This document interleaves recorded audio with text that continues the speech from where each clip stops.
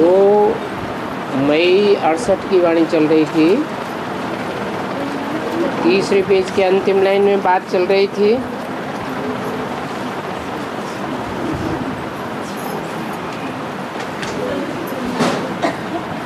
दिवाला तो तुम बच्चों का भी यहाँ निकलता है। कहाँ?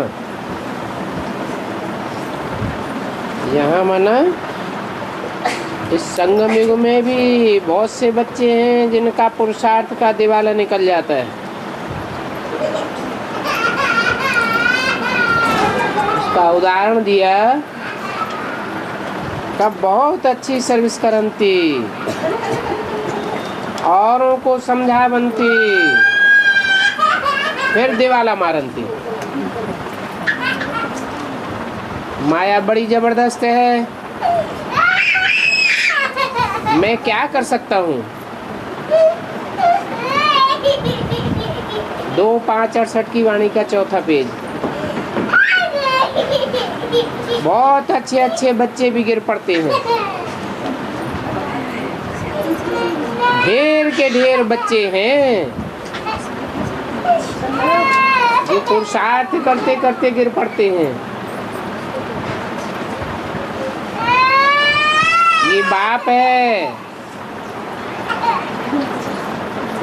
जो मुझे प्यार करते हैं, मैं भी उनको प्यार करता हूँ। बाप कहते हैं मेरी सर्विस करने वाले बच्चे मुझे बहुत याद आते हैं।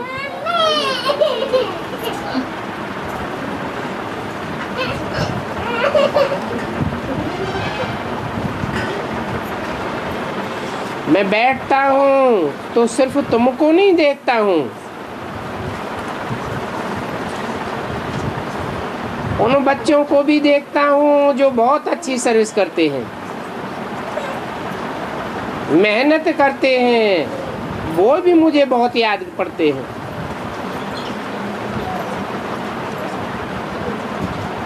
बहुत सर्विस करते हैं, बहुतों को सुखदायी बनाते हैं। नंबरवार पुरुषार्थ अनुसार उनको भी याद करता हूँ।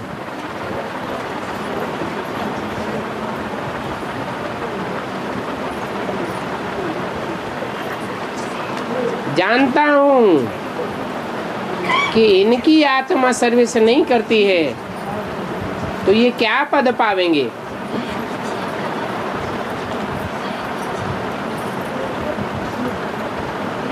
जरूर नीचे पद पाए लेंगे। राजधानी स्थापन हो रही है ना,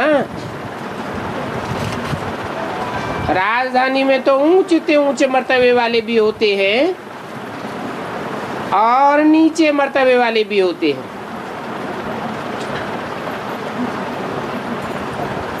ऊंच मर्तबे वाले राजगद्दी के नजदीक बैठते हैं,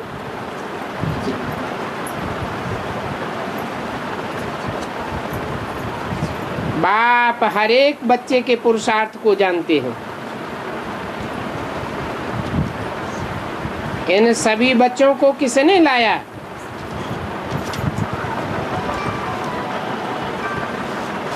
बाप तो समझेंगे ना कि इन पंडों ने इन बच्चों को लाया।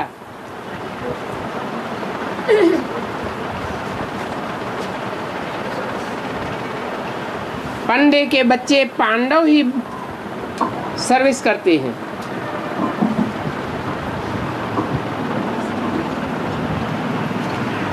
सर्विस करने वाले सर्विस करते हैं, जो सर्विस नहीं करते हैं उनके साथ हम कितना माता मारेंगे। बाप कहते हैं मैं तो उतनी सर्विस नहीं करता हूँ, तुम बच्चे मेरे से भी बहुत अच्छी सर्विस करते हो।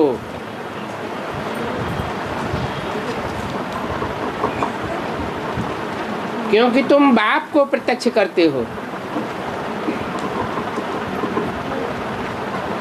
तो बाप तुमको ही नमस्ते करते हैं।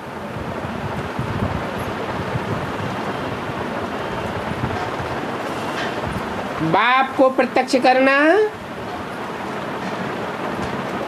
ये बड़ी भारी सर्विस है।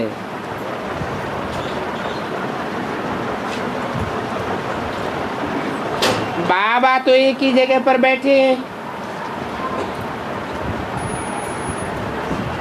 और तुमको तो चारों तरफ जाना पड़ता है।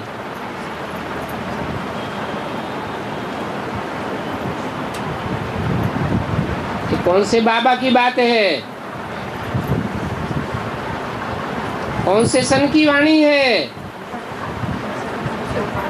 68 की वाणी है। ब्रह्मा बाबा के लिए बोला, बाबा तो एक ही जगह बैठे रहते हैं, परंतु तुम बच्चे जो डायरेक्ट बाप के मुख से सुनते हो, उनको तो चारों तरफ जाना पड़ता है। शास्त्रों में दिखाते हैं ना,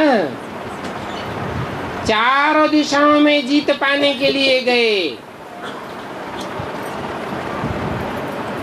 बाबा की तुम सर्विस करते हो ना, तो बाप तुमको नमस्ते करते हैं और फल भी तुमको मिलता है। इनको उतना फल नहीं मिलता है। इनको है, ब्रह्मा को उतना फल नहीं मिलता है। ये सारा ड्रामा बना हुआ है, बच्चों को समझाते रहते हैं।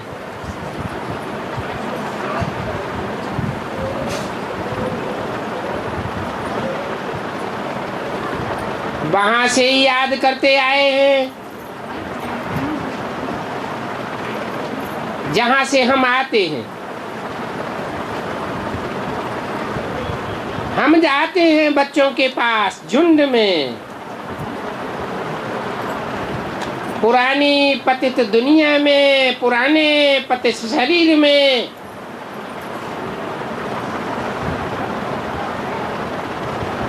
बात अंदर में चलती तो है ना।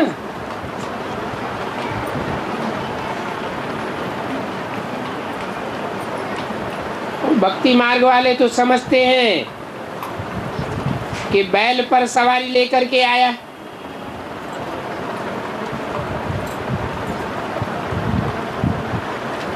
अब बैल की तो बात ही नहीं है।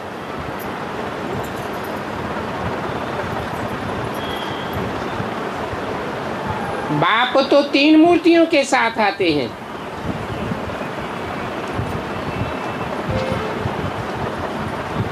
पहली मूर्ति ब्रह्मा है, जिनके द्वारा संसार में प्रत्यक्ष होते हैं, परंतु ब्रह्मा की बुद्धि में तो कुछ बैठता ही नहीं। शिव बाप ने जितना सुनाई दिया उतना सुन लिया, बच्चों को सुनाई दिया। सुनने सुनाने तक ज्ञान सीमित रहता है। बात की गहराई बुद्धि में नहीं बैठती, तो उसको जानवर बुद्धि कहा जाए, बैल बुद्धि कहा जाए, या क्या कहा जाए। इसलिए भक्ति मार्ग में लिख दिया है, बैल पर सवारी लेकर आते हैं। अब बाप तो मनुष्य में आवेंगे, बैल पर थोड़े ही आवेंगे। बैल पर आवेंगे तो क्या बैलों का कल्याण करेंगे? फिर दिखाते हैं गौपाल, फिर पत्थर में, ठिक्कर में, सब में मिलाई देते हैं। अरे मैं पत्थर बुद्धियों में थोड़ा ही प्रवेश करूंगा। ठिक्कर की तरह, मिट्टी की ढेले की तरह एक ठोकर लगे माया की और बिखर जाए, ऐसी कच्ची बुद्धियों में मैं प्रवेश थोड़ा ही करता हूं। मैं तो अटल निश्चय बुद्धि में मुकर्रर रथ में प्रवेश करता हूं और मनुष्य तन में आता हूं। तो दिखाया है बैल पर मनुष्य तनधारी शंकर पर सवारी करता है और शंकर में शिव प्रवेश करते हैं। तो शिव और शंकर को मिलाई दिया है और कोई देवता को नहीं मिलाया है। देखो कैसा खेल बना हुआ है।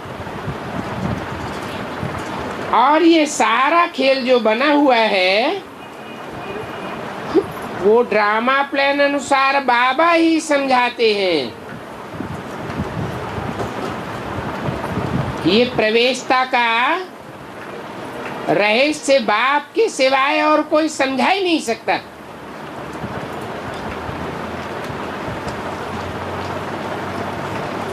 ये समझाना भी बाप की टीचर के रूप में पहचान है कि बाप के सिवाय ये पहचान और कोई नहीं दे सकता। बाबा ही समझाते हैं और समझा करके लायक भी बनाते हैं।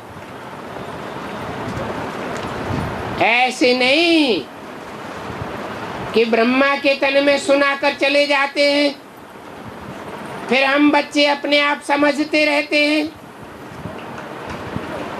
या सुप्रीम टीचर के रूप में आकर के समझाते हैं, बाद में हम बच्चे अपने आप लायक बनते रहते हैं। नहीं, सुनाते भी हैं, समझाते भी हैं और लायक बना करके भी जाते हैं प्रैक्टिकल में। तो 3 मूर्तियों का पाठ उधा हुआ है। ब्रह्मा द्वारा सुनने सुनाने का फाउंडेशन डालते हैं। ये सुनना सुनाना भक्ति मार्ग की बात हो गई। त्रिनेत्री शंकर के द्वारा बुद्धि से समझाने का पार्ट बजाते हैं और विष्णु के द्वारा प्रैक्टिकल एक्ट में करके जाते हैं।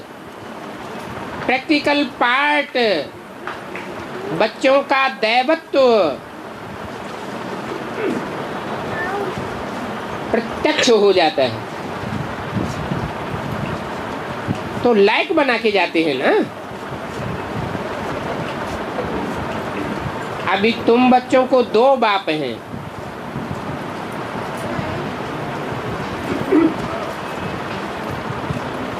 दो इंजन मिलती है श्रृंगारने के लिए। कौन कौन से 2 इंजन?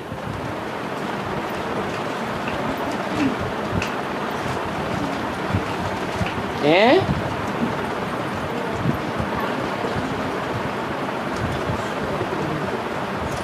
कोई ट्रेन होती है, ऊंची चढ़ी ट्रेन चढ़ती है पहाड़ों पर, तो 2 इंजन लगाए जाते हैं।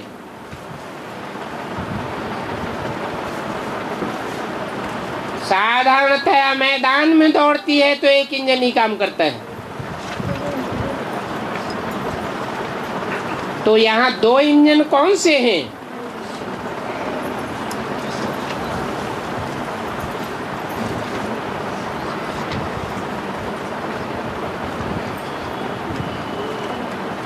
तुम्हारे 2 बेहद के बाप हैं।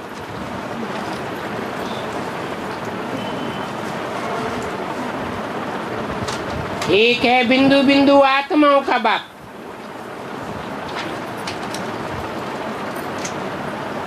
ये हुआ पहला और अगला इंजन।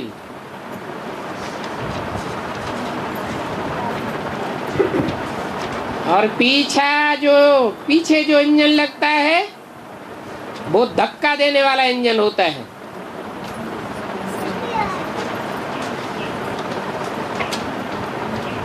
कोई डब्बे अपने आप नहीं चलते हैं तो पीछे से धक्का लगता है, उसका नाम दिया जाता है धर्मराज बाप।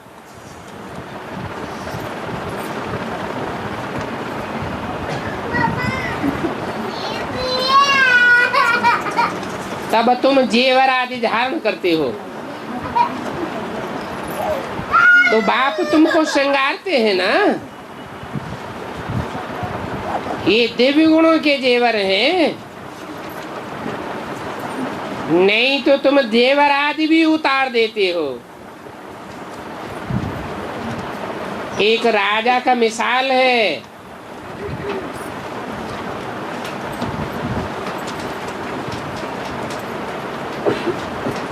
किसी क्रिश्चियन की अच्छी बच्ची देखी, बोला इनको मैं रानी बनाता हूं।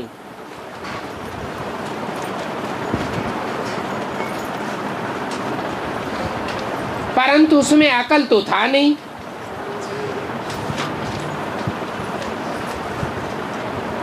अकल होती तो राजा की रानी बन करके अच्छा खासा रनवास संभालती। अकल नहीं थी तो बोली मुझे तो अपने घर जाना है। घर घर की बीमारी लग गई। बाबा ने बड़ी लंबी हिस्ट्री सुनाई। ऐसी कथाएं भक्ति मार्ग में बहुत सुनाते हैं। ये कहाँ की कथाएं हैं? हैं? ये संगम युग की रानियों की कथाएं हैं, जब के बाप आते हैं।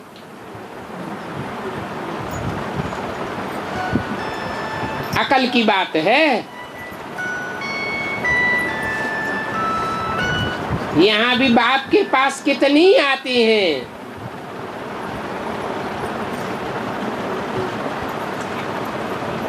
मैं उनको विश्व की महारानी बनाता हूँ।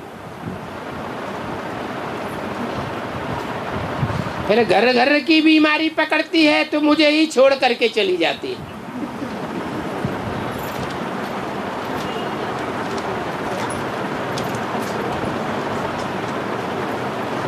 फिर जब दुखी होते हैं, हाय हाय करते हैं तो फिर आ जाते हैं। समझते तो है ना कि हमको ये दुख क्यों मिला। नाहक हमने शादी की।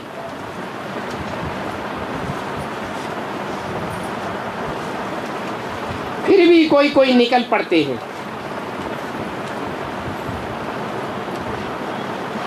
अच्छा पुरुषार्थ करने लग पड़ते हैं।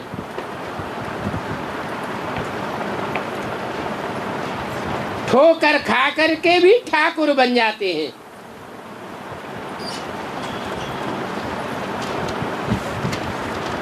बच्चे भी जानते हैं। 5000 वर्ष पहले भी हम ऐसे ही बाप से पढ़े थे।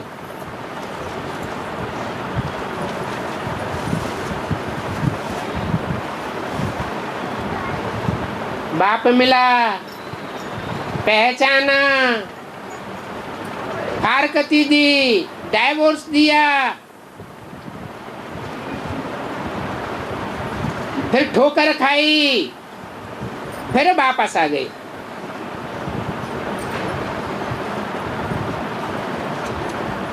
तो पढ़ाने वाला टीचर फिर से पढ़ाते हैं। रहम दिल बाप है ना। अभी हमको पढ़ा रहे हैं और पढ़ाई किस बात की है? पढ़ाई है खास पवित्र बनने की। पवित्र बनने की युक्तियां बताए रहे हैं।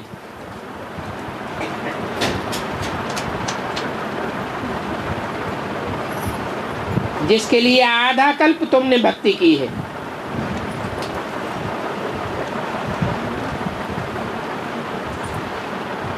भक्ति करते करते नीचे उतरते गए, गुरुओं ने खूब धक्के खिलाए, ठिकाना तो नहीं मिला, और ही ठोकरें खाते रहे। गाते भी हैं, बनी बनाई बन रही, अब कछु बननी ना है। ये अभी संगम युग के ड्रामा की बात है, शूटिंग होती रहती है। चढ़ती कला की भी शूटिंग होती है तो उतरती कला की भी शूटिंग होती है। 63 जन्मों की रील अभी संगम युग में घूमती रहती है।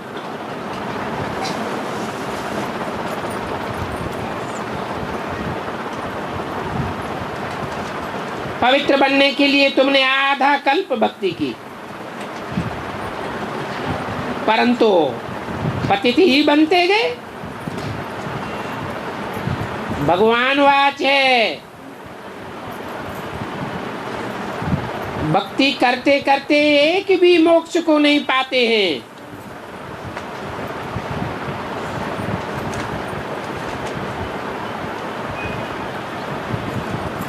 अभी बाप कहते हैं चिंता ताकि कीजिए जो अनहोनी होए।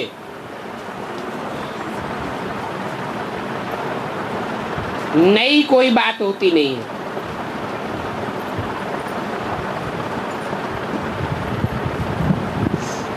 जो कुछ 63 जन्मों में हमने किया है वो ही होता है, फिर चिंता क्यों करें। अम्मा मरे तो हलवा खाओ, अभी तो बाप सब चिंताएं दूर कर देते हैं।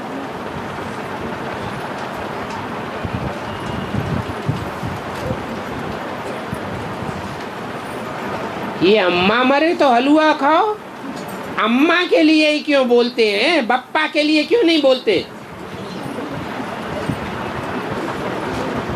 हैं? अरे क्या कारण है, अम्मा ज्यादा सस्ती है क्या?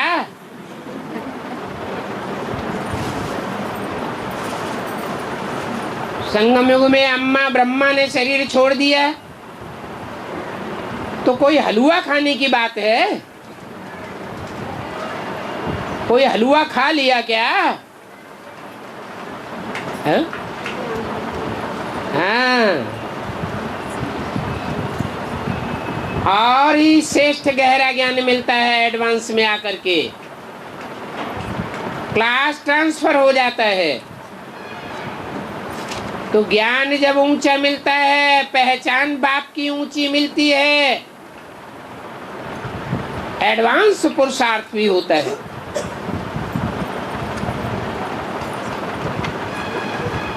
पुरुषार्थ एडवांस भी होता है, फिर उस पुरुषार्थ को कोई तो कायम रख पाते हैं,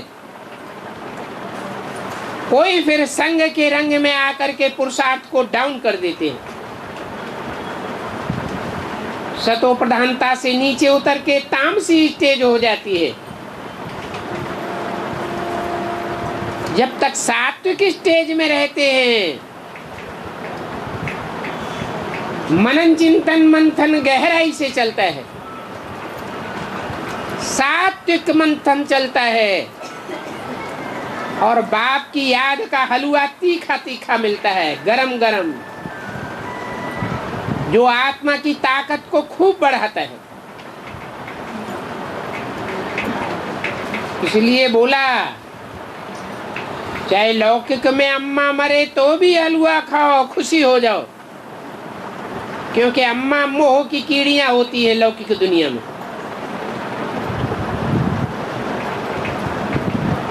बच्चों के वाइब्रेशंस अपनी तरफ खींचती रहती हैं। अरे जब समर्पित कर दिया तो वाइब्रेशन से भी बच्ची को अपनी ओर क्यों खींचना चाहिए? कन्यादान कर दिया ना, दान किया हुआ कहीं वापस लिया जाता है क्या? दान करने के बाद अगर कोई वापस करने की सोचता भी है तो भी चांडालपने का दोष लग जाता है। वाइब्रेशन बार बार बिगड़ता जाएगा। बाप भी मुरली में कहते हैं माँ बाप होते हैं बच्चों के दुश्मन मोह के कारण।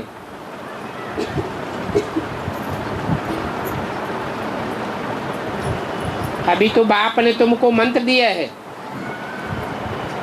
अम्मा मरे तो हलवा खाओ, चाहे लौकिक में और चाहे अलौकिक में। बप्पा की बात नहीं है, बाप से तो वर्षा लेना है।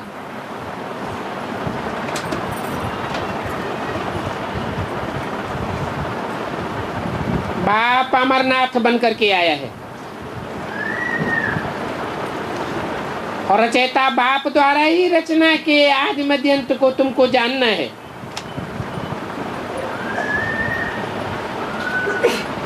बाप एक है और रचनाएं अनेक प्रकार की हैं। उस रचना में हम भी रचना है, तो अपन को देखना है हमारा कौन सा नंबर है, हमारा आदि क्या है, मध्य क्या है, अंत क्या है, कहाँ क्या पार्ट हमारी आत्मा ने बजाया है।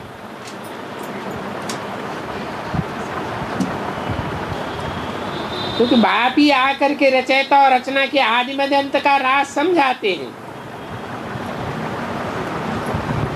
जैसे गीता में अर्जुन से भगवान ने कहा, हे अर्जुन, पुरुषार्थ का अर्जन करने वाले को अर्जुन कहा जाता है। हे अर्जुन, तू अपने जन्मों को नहीं जानता है, मैं तेरे को बताता हूं। तो क्या भगवान ने अर्जुन के 84 जन्म बताए? प्रोसीजर बताया, ऐसे ऐसे मंथन करेंगे, ऐसे ऐसे सेवा करेंगे तो अनेक जन्मों का पार्ट अंदर ही अंदर खुलता जाएगा। ये राज बाप समझाते हैं। जब 84 जन्मों का राज पता लग जाता है तो आत्मा को शांति मिल जाती है। आत्मा महसूस करती है कि मेरा जो पार्ट है वह मेरा पार्ट। हर आत्मा अपने पार्ट से संतुष्ट हो जाएगी।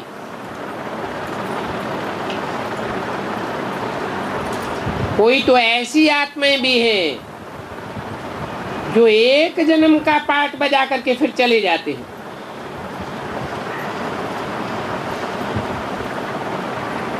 तो फिर कितने समय शांति में रहते होंगे? लंबे समय तक शांति धाम में पड़े रहते। उनका पार्ट ऐसे हो जाता है जैसे मच्छरों मिसल, आया और गया। उस पार्ट की उनको याद भी नहीं रहेगी, न खुद को याद रहेगी न दूसरे याद करेंगे। और तुम बच्चे तो ऐसा हीरो हीरोइन का पार्ट बजाते हो, ऐसे देवी देवताओं का पार्ट बजाते हो जिनको सारी दुनिया याद करती है।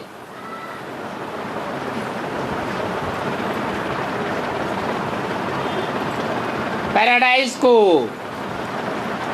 जन्नत को सब याद करते हैं ना।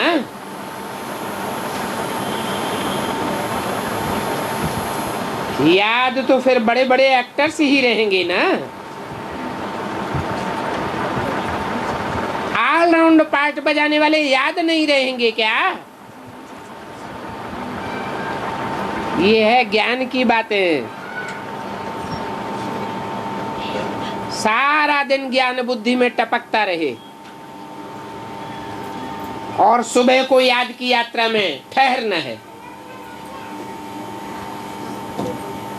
उस याद की यात्रा से जन्म जन्मांतर की तुम्हारी हेल्थ सुधर जाएगी और ज्ञान का मनन चिंतन करने से तुम जन्म जन्मांतर वेल्दी बने रहेंगे। कोई भी प्रकार की धन की कमी नहीं होगी। ऐसे नहीं कि कोई धन कमाता है तब ही धन मिलता है, नहीं। पूर्व जन्म की प्रारब्ध से भी धन मिल जाता है ना। सारा जीवन पोत्रे धोत्रे खाते रहते हैं।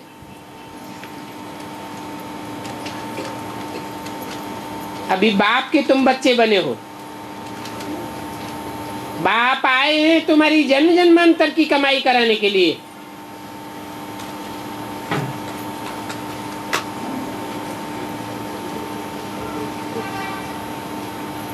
अमरनाथ बाप तुमको अमरलोक की यात्रा कराते हैं। वहां मरना अक्षर नहीं होता है। शरीर बूढ़ा हुआ तो दिल होती है अभी हम शरीर छोड़ करके दूसरा शरीर लेवे। स्वेच्छा से होता है ना, अनिच्छा पूर्वक कोई काम नहीं होता।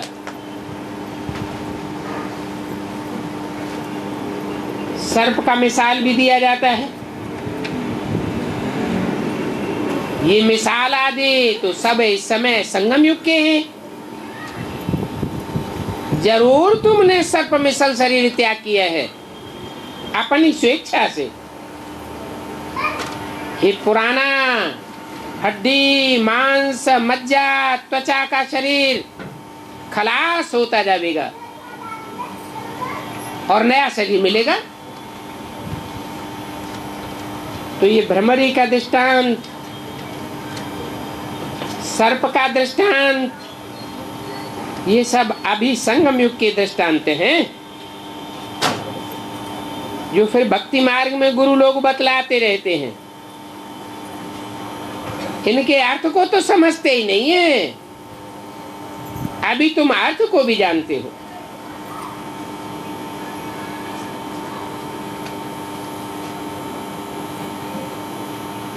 वहां परिवर्तन तो कुछ भी नहीं होता।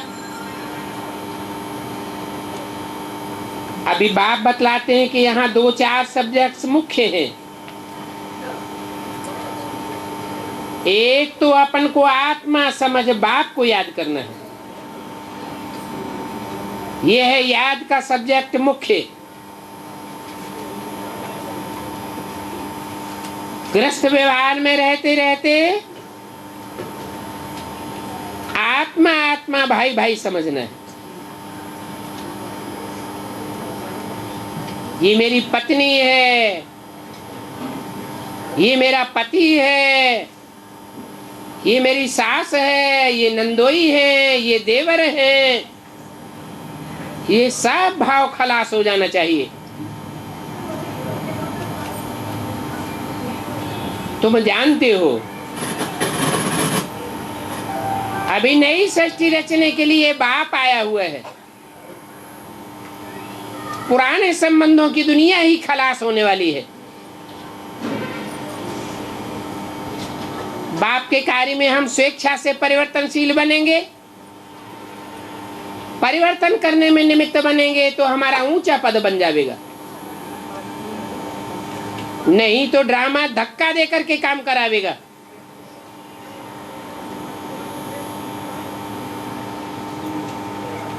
दौड़ में कोई किसी को धक्का देता है आगे बढ़ने के लिए तो गिर भी पड़ते हैं। अभी धक्के खाने का टाइम गया। अभी ज्ञान मार्ग है। तुम जानते हो बाप आया हुआ है भाइयों को पढ़ाने के लिए। आत्मा आत्मा भाई भाई। संस्कारों में प्रैक्टिस की बात समाई जाती है ना।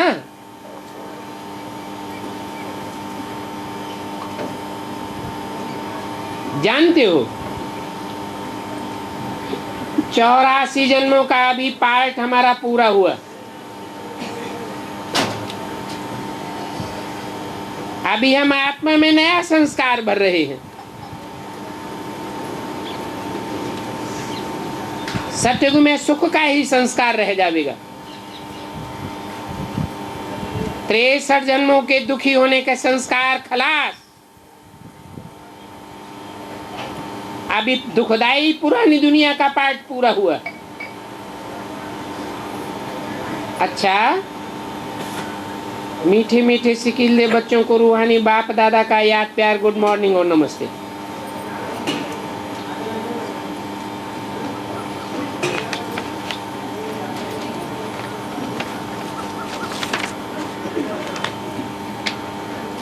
एक छोटा सा रात्रि क्लास है।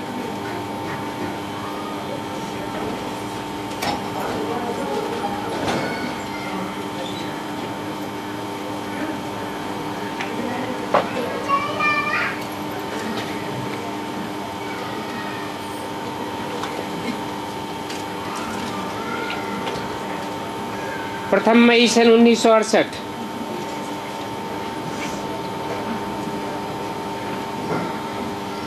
दुनिया तो दुनियावी बातों से बहलाती रहती है। काम की बातें कोई नहीं बतलाते।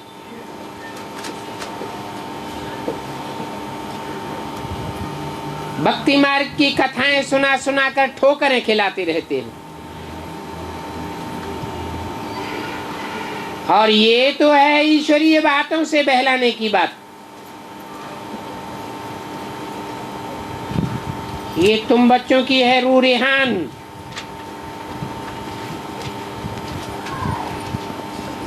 रूह अपने रूहानी बाप से वार्तालाप करती है। और ये रूह रेहान सिर्फ संगम युग में ही होती है।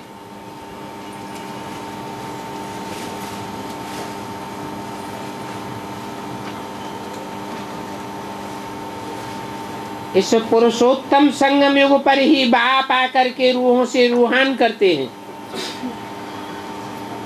बातें करते हैं। आकर के बातें करते हैं। ऐसे नहीं ब्रह्मा के तन में पढ़ाई पढ़ाकर चले जाते हैं बेसिक नॉलेज की। उसके बाद हम बच्चे बाप से रूह रेहान करते रहते हैं। बिंदी बिंदी के साथ फुदकती रहती है। ऐसी कोई बात नहीं है। बाप तो प्रैक्टिकल मुकर्रर रथ में आकर के रूह रेहान करते हैं। और ये रूह रेहान होती भी है पुरुषोत्तम संगम युग पर, साधारण संगम युग पर नहीं। साधारण संगम और पुरुषोत्तम संगम युग में क्या अंतर है?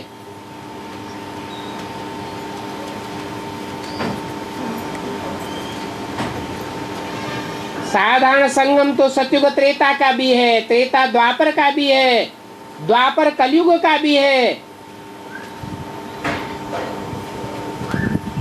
और कलयुग के अंत में जब आते हैं तो भी पहले साधारण संगम युग है। पुरुषोत्तम संगम युग तो शुरू ही तब होता है जब उत्तम बनने वाली आत्माएं नंबरवार प्रत्यक्ष होना शुरू होती है। पहली सीख, दूसरी सीख, तीसरी सीख, नंबरवार 8 सीट, 108 सीट प्रत्यक्ष होती जाती है। तो बाप समझाते भी हैं बच्चों को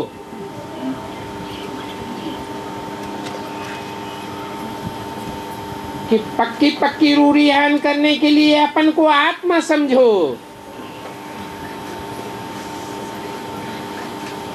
रूह की रूह से बात होनी चाहिए, रूहानियत की स्थिति में स्थित होकर। देवभान आया और खेल खलास कर देगा।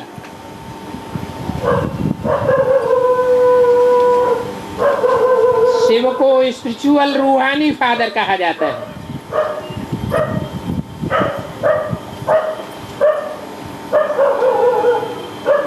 ये कोई जिस्मानी बाप नहीं है। मनुष्य सृष्टि के जिस्मानी बाप में आता तो है, परंतु उसकी कर्मेंद्रियों को कंट्रोल करके आता है, जिस्म को कंट्रोल करके आता है। इसलिए रूहानी फादर कहा जाता है। लौकिक बाप को कब ऐसे नहीं कहेंगे कि स्पिरिचुअल फादर है, तो है ही जिस्मानी बाप। जिस्म को जन्म देते हैं, रूह तो उस गर्भ में जो पिंड तैयार होता है जिस्म का, उसमें बाद में प्रवेश करती है। ये तो रूहानी बाप है, तो जरूर रूहानी बाप आकर रूहानी बच्चों को बहलावेंगे।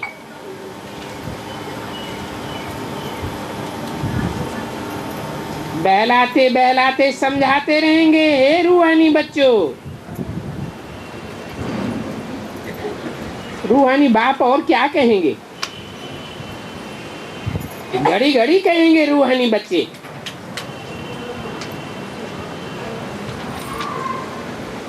इस रूप में देखने और बोलने की प्रैक्टिस हो जाती है।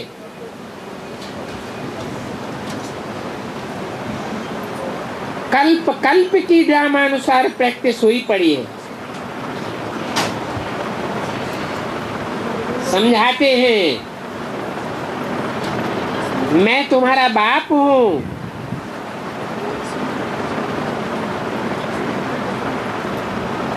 तुम्हारी बिंदु बिंदु आत्माओं का बाप हूं, और तुम मेरे बच्चे हो।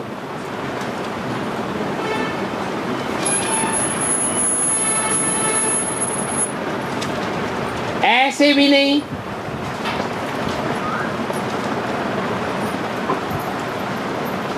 कि पहले बच्चे नहीं थे, अब बच्चे बने हो। आत्मा रूपी बच्चे तो तुम थे ही, परंतु तुम्हें पहचान नहीं थी। तुम्हें अपने बाप की भी पहचान नहीं थी। अभी मैं आकर के तुमको पहचान देता हूं कि मैं हूं तुम्हारा सुप्रीम सोल ज्योति बिंदु बाप,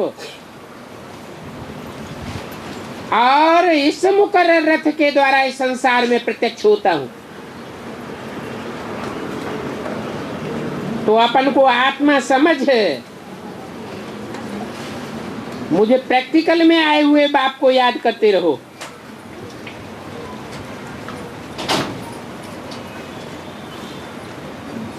यहाँ कोई भी आत्मा पवित्र नहीं है, और हमारी आत्मा तो एवर प्योर है। आत्मा और परमात्मा का मेला भी एक ही बार होता है। ये मिलन मेला और कोई युग में, कोई जन्म में नहीं होगा। तो इस मेले की बहुत वैल्यू है। उन भक्ति मार्ग के मेलों में अथवा बेसिक नॉलेज के मेलों में तो मेले होने के लिए जाते हैं। यहाँ तो हर एक बात बेहद की है। वहां मेले इसलिए होते हैं कि प्रैक्टिकल में बाप मौजूद नहीं होता है, और यहाँ तो प्रैक्टिकल में बाप मौजूद है। सतयुग में तुम सतो प्रधान थे, बेहद की दुनिया में थे। अभी तुम तमो प्रधान बन गए हो, हद की बुद्धि बन गई है, हद की दुनिया में आ गए हो।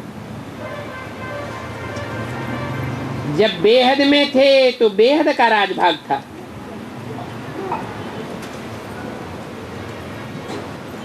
सारी सृष्टि, सारा आकाश, सारा समंदर तुम्हारा था।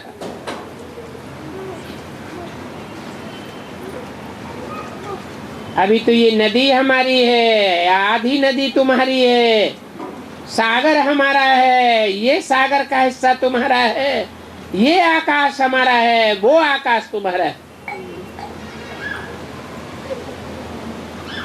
प्रकृति माता को भी बांट के खा लिया है।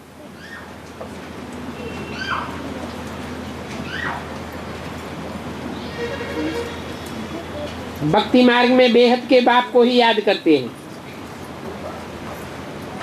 परंतु जानते नहीं हैं। भक्तों पर भीड़ तब पड़ती है जब विनाश का समय होता है। बेचारे बहुत दुखी हो जाते हैं। तुम तो अभी भक्त नहीं हो, तुम तो ज्ञानी हो, जानने वाले हो।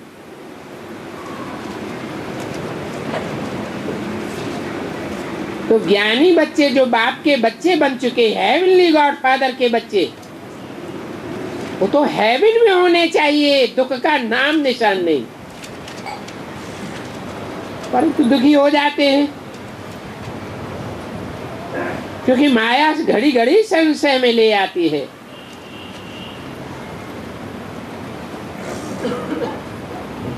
भक्त बेचारे बहुत दुखी होते हैं।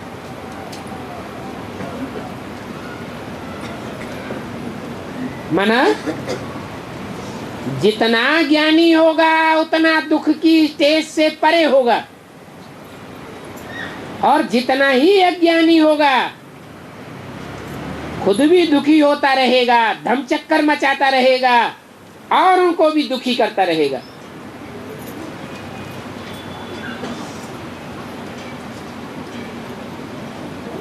अभी दुखी होने का टाइम आने वाला है। दुखों के पहाड़ गिरेंगे।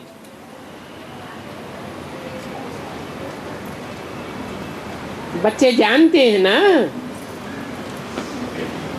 न अन्न मिलेगा न जल मिलेगा।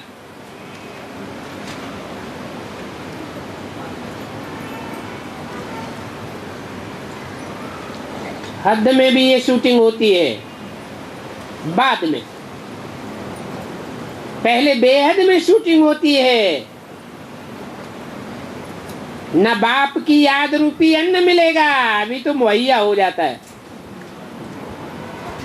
बाप खुद सन्मुख आ जाते हैं, एक बार नहीं बार बार।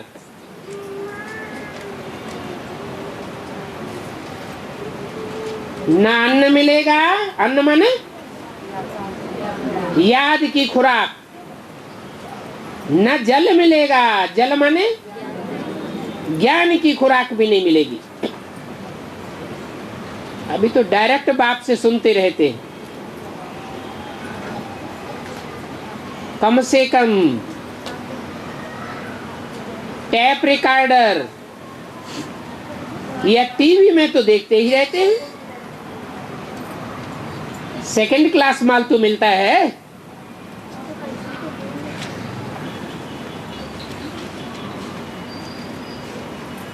गैस के पाइप फटने से पानी में भी जहर मिल जाता है। क्या कहा है? गैस ये क्या चीज होती है?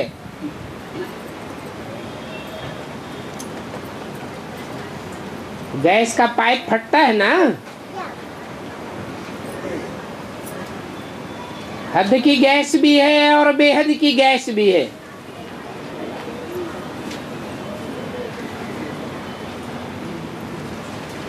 बेहद के रूप में गई ऐश आराम में तो फटी पाइप।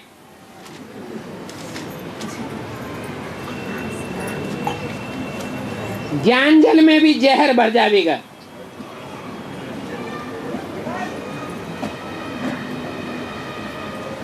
अभी तो गैस की लाइनें बिछाते चले जा रहे हैं, मोटी मोटी लाइनें, मोटे मोटे कनेक्शन।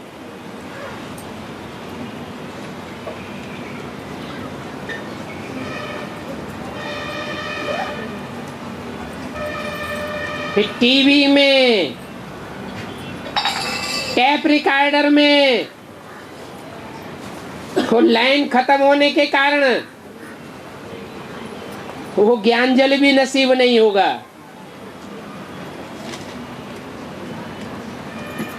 क्योंकि पाइपलाइन ही फट गई। वो होती है हद की पाइपलाइन, स्थूल, ये है बेहद की पाइपलाइन। तो बच्चों को मालूम है ये पुरानी दुनिया खत्म होनी है, क्या क्या बनता रहता है।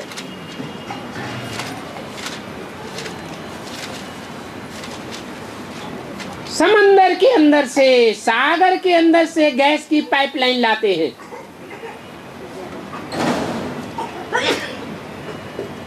कहते हैं हम ऐसा बनाते हैं जो 10-20 दुनिया भी खलास हो जाएंगी, ऐसी एटॉमिक एनर्जी तैयार कर रहे हैं।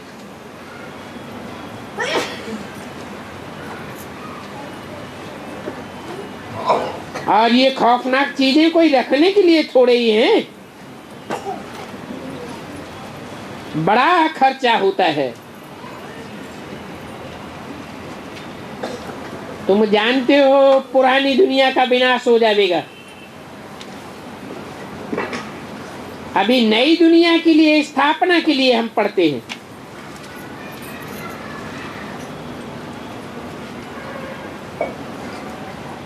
तो अभी नई दुनिया की स्थापना का फाउंडेशन पड़ रहा है।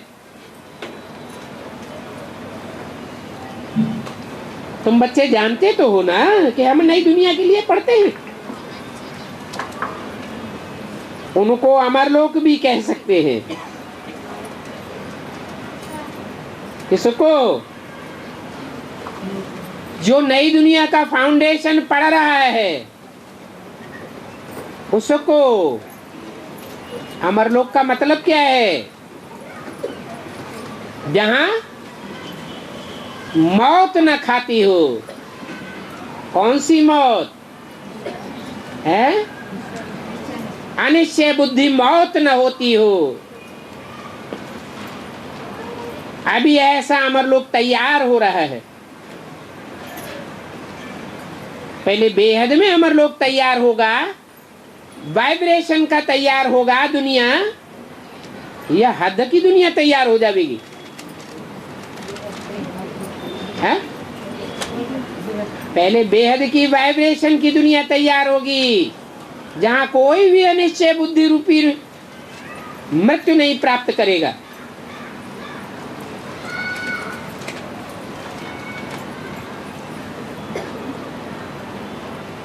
तो तुम मृत्युलोक में अभी पढ़ते हो, अमरलोक में जाने के लिए। अभी तुम यहाँ रोज नई नई बातें सुनते रहते हो।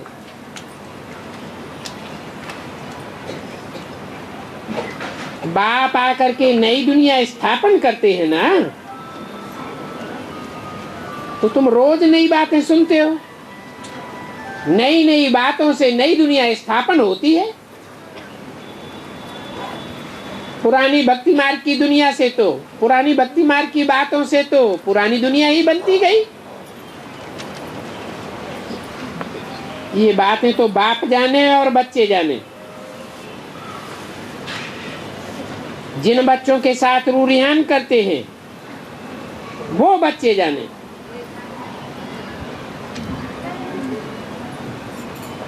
रूहानी बच्चों के साथ ही रूरियान करते हैं। बच्चे जानते हैं कि बाप मीठे मीठे बच्चों के साथ ही रूरियान करते हैं। भले कहते भी हैं ये नई बात है, नया पॉइंट है, फिर भी कहेंगे वेदों में ये बातें हैं, इनमें ये है, वो सभी हैं जिस्मानी बातें जो भक्ति मार्ग में उठाते हैं। अच्छा, ओम शांति।